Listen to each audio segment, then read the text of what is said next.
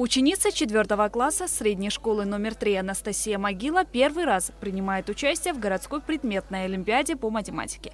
По словам девочки, олимпиада прошла на отлично. Над заданиями пришлось хорошенько подумать, но они были интересными. Перед олимпиадой я, если честно, боялась. Было страшно, думала, не сдам. Но у меня получилось. Вопросы были какие-то трудные, но многие были легкие.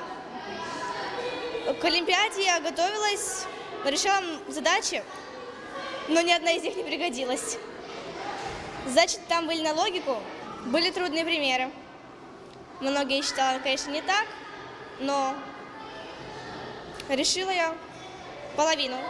Выявление одаренных школьников, обладающих большим потенциалом, поощрение интереса к изучению того или иного предмета – основные цели Олимпиады. Городская предметная олимпиада проходила по 2 предметам – математике и родному языку.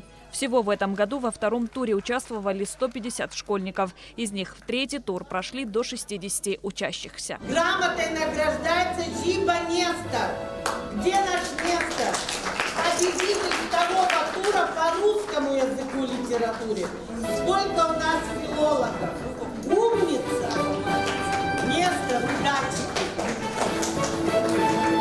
Ученик 4 класса 2-й средней школы Дамир Лукашевич также прошел 2-й тур городской олимпиады по математике. Дамир признается, что данный предмет ему дается легко, но он все равно усердно готовился к олимпиаде. На 3 только не ответил. Учительница объясняла, какие, может быть, вопросы будут, ответы какие, может быть.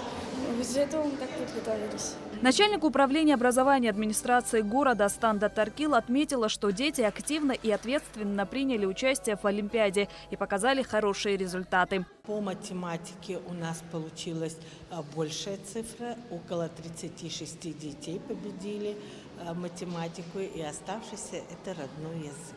После пандемии нам было не так легко собрать детей, направить. И это самое главное по программе, это логическое мышление математики, глубже изучать свой родной язык. Эти формы тестирования показало, что на самом деле дети очень активно приняли участие, дети соскучились, дети хотят работать.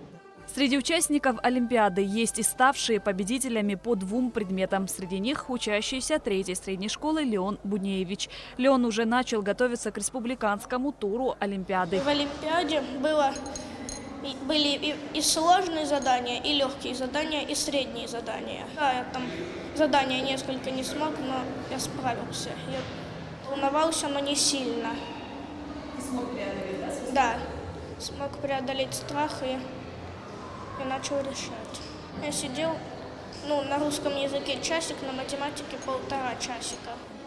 Классные руководители победителей городского тура также были награждены грамотами. 9 и 10 апреля на базе 1-й средней школы Министерство просвещения и языковой политики проведет республиканский тур олимпиады. Шазина Ханагу, Арина Гухава, Абхазское телевидение.